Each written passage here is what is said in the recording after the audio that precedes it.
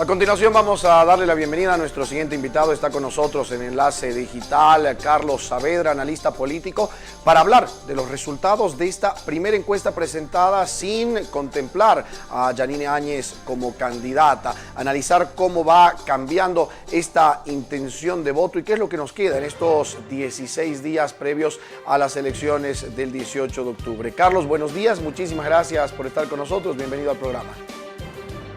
Muy buenos días, Héctor. Presto a este espacio de reflexión para poder analizar cómo los últimos estudios de opinión pública están marcando lo que vendría a ser el escenario electoral del 18 de octubre. Se sabía que cuando se presentaron las últimas encuestas y se dio la bajada de candidatura de Yanine Áñez, era una patada de tablero importante que iba a mover muchísimo el panorama hacia las elecciones. ¿Cómo ve que se ha reflejado esto en esta encuesta? Definitivamente el hecho político más importante que está reflejado en el último estudio de opinión pública presentado por CIES Mori es la bajada de Yanine Áñez como candidata a la presidenta, ¿no? Sin embargo, creo que hay una gran conclusión de este estudio. Y la gran conclusión que veo yo es que a nadie le alcanza con lo que tiene. A ninguna candidatura todavía le alcanza con lo que refleja este estudio de opinión pública. Y explico. Al MAS no le alcanza para ganar en primera vuelta. Su proyección de voto es todavía menor a el 10% de diferencia con la segunda fuerza política, que es Comunidad Ciudadana de Carlos Mesa, ¿no? Entendiendo que una segunda vuelta con dos fuerzas políticas sería un escenario mucho más complejo para que el MAS pueda tomar el Poder Ejecutivo Nacional. Tampoco le termina de alcanzar a Comunidad Ciudadana y a Carlos Mesa, que en proyección de voto está muy cerca de la diferencia de los 10 puntos que harían y darían la posibilidad de que pueda ganar el MAS en primera vuelta. Creo que no ha asegurado todavía la posibilidad cierta de conseguir esa segunda vuelta, que podría ser un escenario más favorable para tomar el Poder Ejecutivo. Y el tercer actor que veo en competencia, Luis Fernando Camacho, tampoco le alcanza para consolidarse en la fuerza nacional. Evidentemente tiene un posicionamiento muy fuerte en el segundo escenario de mayor peso electoral en Bolivia, que es Santa Cruz, pero esa fuerza que tiene en Santa Cruz no le alcanza como para proyectar un liderazgo nacional y ser la segunda fuerza o ser la primera fuerza de oposición al MAS que pueda entrar a disputar una segunda vuelta. Entonces creo que la conclusión, a pesar de que se ha aclarado el panorama electoral con la renuncia de la presidenta Áñez, todavía es incierto y todavía ninguna fuerza política puede estar segura de los resultados que está buscando en esta contienda electoral. Esta nueva encuesta sigue reflejando una gran cantidad de voto indeciso, entre voto blanco, nulo, secreto y no sabe, no responde todavía. Se llega casi a 20 puntos. Son 20 puntos que son absolutamente cruciales en la contienda electoral. ¿Cómo podemos lecturar estos 20 puntos? ¿Existe una posibilidad de que estos 20 puntos vayan a partirse entre el movimiento al socialismo y quienes son opositores al movimiento al socialismo? ¿O será más un voto opositor al movimiento al socialismo que está esperando el voto útil? Correcto. Yo creo que hay tres frentes de batalla en la estrategia electoral planteados de manera clara, ¿no? El primero, coincido con lo que plantea Héctor, hay una batalla por los escépticos, por los indecisos.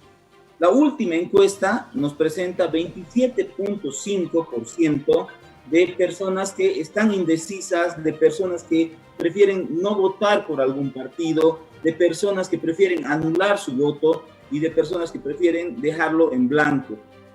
Este 27.5% que en las anteriores 4 encuestas que se presentaron de distintas empresas, que llegaba al 30, 32%, es un porcentaje altísimo a 16 días de la elección. 1 de cada 3 bolivianos todavía no sabe por quién votar. Y definitivamente ese es un caudal de votación que va a ser determinante, pero que también está hablando, y leyendo entre líneas este dato, de un fuerte descrédito de la clase política, un fuerte descrédito de los candidatos, ¿no? Y esto tiene que llamar la atención para ver por qué el sistema político no está empatizando con esta gran cantidad de gente que está definiendo votar en nulo, votar blanco o no votar por nadie en esta elección que viene. Dentro de las encuestas que se han presentado, no solo esta última, sino en las anteriores, hay una pregunta secundaria que es muy relevante. Es esa pregunta que le hace al ciudadano si está dispuesto a cambiar su voto de preferencia para evitar la vuelta del movimiento al socialismo, y ha tenido resultados normalmente muy altos, por encima del 50%, casi llegando al 70%. La pregunta es, el movimiento al socialismo parece tener un voto duro asegurado que rondea ese entre 25 y 30%. Creo que la cuestionante es, Luis Fernando Camacho, alrededor de 12 a 15% que sostiene de intención de voto, ¿es voto duro o será voto que está dispuesto a volcarse a último momento para tratar de ganarle al movimiento al socialismo en primera vuelta? Creo que es central para el análisis reflexionar sobre lo que estás planteando, ¿no? Por varios estudios que he podido ver y por un comportamiento histórico del electorado a nivel nacional, podemos decir que hay prácticamente un 50% de un voto anti-MAS consolidado, de gente que nunca votaría por el MAS. Es un bolsón muy importante de población. Como también existe un 30% de voto duro por el MAS, de gente que sí o sí va a votar por el MAS, ¿no? Y que es un piso electoral interesantísimo y cualquier candidatura quisiera partir con un 30%. Y existe alrededor de un 20%, 25% de lo que llamamos técnicamente un voto pragmático. Es gente que no tiene un voto ideológico definido, no vota por una corriente política, ideológica, sino que ejerce un voto más pragmático. Vota por el candidato, por el frente político que le dé más certezas, y más aún en una situación y un contexto de una crisis multidimensional como el que estamos viviendo. Entonces, una de las batallas es ver quién se apropia de ese 50% del voto anti-MAS. En este momento todavía no hay una hegemonía clara de alguna candidatura. Yo creo que siguen en disputa, y ahí hay un fenómeno muy interesante que es el de Santa Cruz.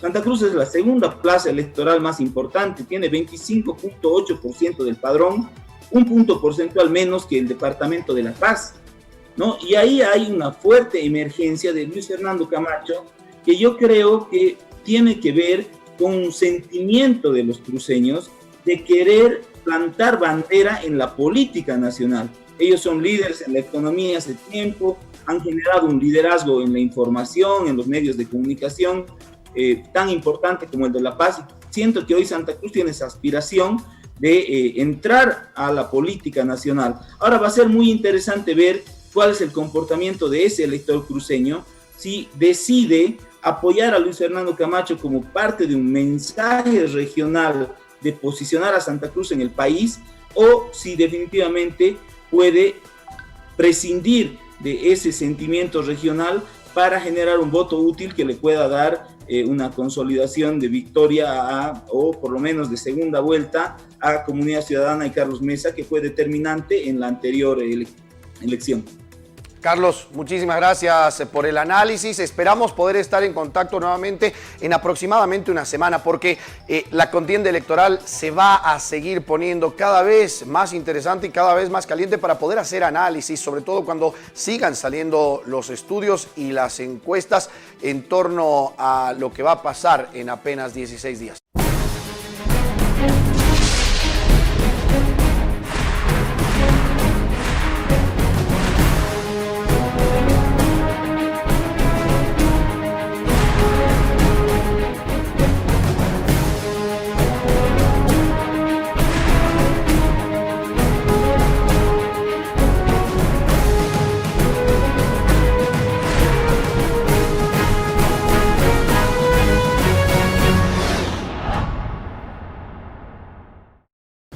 Continuamos con el ciclo de programas de elecciones en tiempos de pandemia, para lo cual ahondamos en temas que son relevantes y que buscamos que se tenga la información más clara para que usted la conozca. Hoy hablamos de los jurados electorales y de los recintos habilitados. ¿Cuántos son los jurados habilitados y en carrera para el próximo 18 de octubre?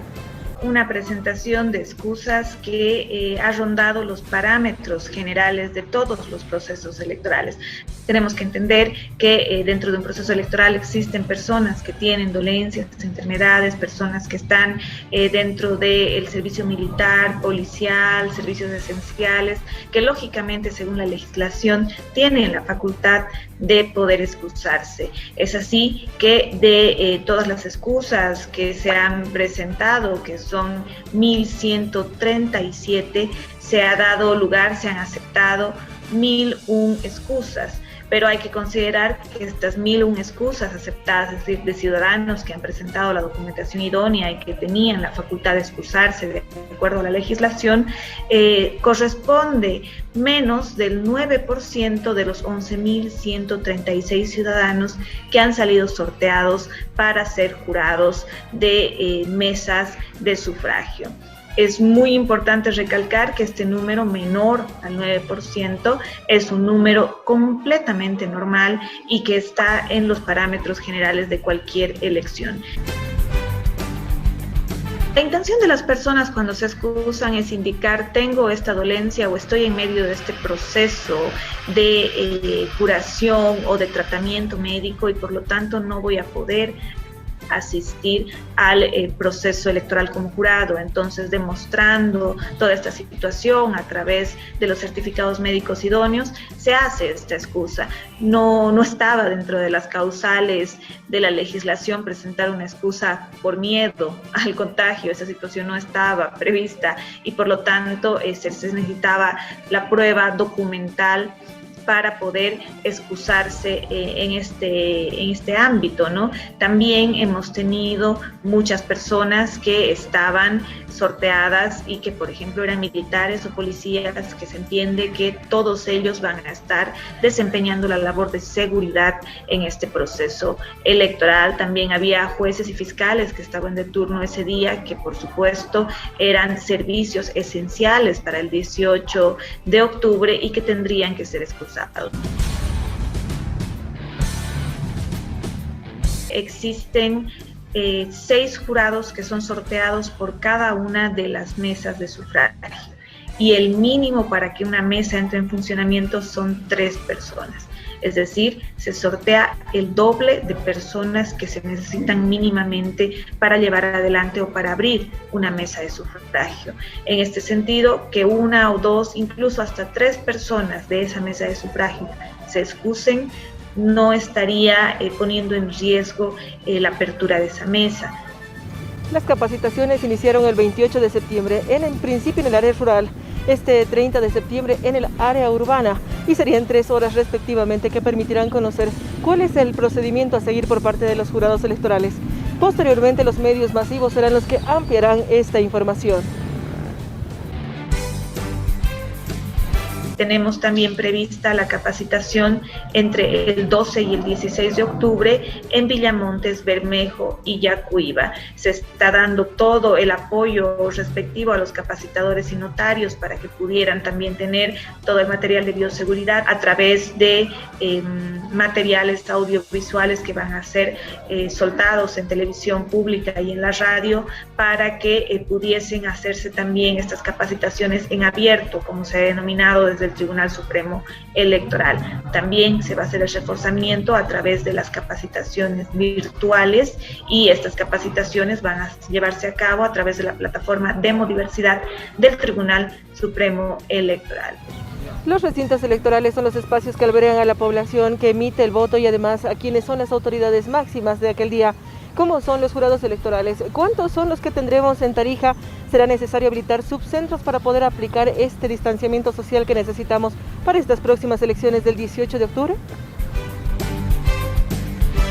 335 recintos de votación en todo el departamento. No obstante, dadas las nuevas regulaciones que ha lanzado el Tribunal Supremo Electoral, hemos tenido que desdoblar algunos de estos recintos. Todavía estamos en ese proceso, pero se han identificado 21 recintos que deben ser desdoblados y así lo estamos haciendo, buscando las localidades óptimas para trasladar ahí un número apropiado de mesas y que con esta medida se puedan evitar las aglomeraciones en los recintos principales. No obstante, considerando que estos recintos, estos subrecintos van a ser creados por esta única vez, por esta condición de pandemia, no varían el número efectivo de recintos. Van a estar ubicados a una distancia menor, a 500 metros, para que las personas que tendrían que ir a votar a estos recintos pudieran desplazarse sin ningún problema y se pudieran evitar aglomeraciones y disminuir así el riesgo de contagio. La coordinación es importante para estos momentos, donde es necesario tener toda la ayuda posible para la seguridad de la población. Sin embargo, se tiene contemplado todo lo necesario bajo normas. En realidad, la Ley 018, en su artículo 10, indica que todas las instituciones públicas y privadas tienen el deber de colaborar con la función electoral. Lo han hecho de buen grado, entendiendo que es el deber de todos los ciudadanos y de todas las instituciones colaborar con este proceso electoral tan importante para todos. Además de brindar el total apoyo desde el Tribunal Electoral Departamental hacia los jurados electorales, conocemos y recordamos cuál es el material que van a tener a disposición en ese importante día de octubre. El Tribunal Electoral Departamental de Tarija, nosotros manifestamos que vamos a dar nuestro total apoyo a los jurados electorales. La responsabilidad de estos ciudadanos es enorme el día de la votación, puesto que son las máximas autoridades en cada una de las mesas de sufragio. Bajo la capacitación que se ha realizado por parte del órgano electoral y que van a tener a su disposición todas las medidas de bioseguridad que están definidas en el nivel nacional, departamental y local. Van a tener a su disposición alcohol y alcohol en gel al 70%, van a estar siempre a una distancia de 1,5 metros entre jurado y jurado. Las personas en la fila de votación van a tener una distancia de 1,5 metros entre cada una de ellas. Van a también tener la precaución de no manipular los carnets de identidad de las personas que vienen a votar, porque estas las van a enseñar de vuelta y vuelta en una distancia prudente a cada uno de estos jurados, y solamente van a pedir el carnet de identidad cuando haya una duda razonable sobre la identidad de esta persona. Y antes de tocar este carnet de identidad, se va a hacer la desinfección de este carnet con el alcohol al 70%, y después, antes de devolverlo a su propietario, también se va a desinfectar con el alcohol al 70% este carnet. Los ciudadanos no van a poner sus huellas en el tampón repetidamente, sino que van a utilizar un cotonete para que puedan estamparse esta tinta en su dedo y así impregnar su huella dactilar en las listas índice. Es muy importante considerar también que se les va a dar un número prudente de barbijos para que pudieran hacerse un recambio cada 4 horas y que también van a estar con el apoyo de las fuerzas militares y policiales, a quienes agradecemos toda la colaboración. Las actividades continúan rumbo a las elecciones del 18 de octubre y el TED intensifica sus acciones en pro de unos diferentes comicios electorales a vivirse en estos próximos días.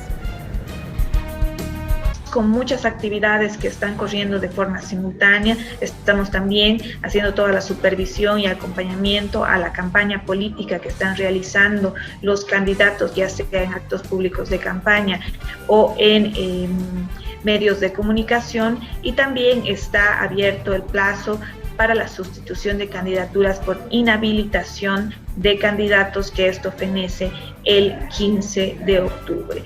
Armado de maletas, control de todo el material sensible y no sensible que entra a nuestro centro departamental de logística para llevar adelante este proceso electoral.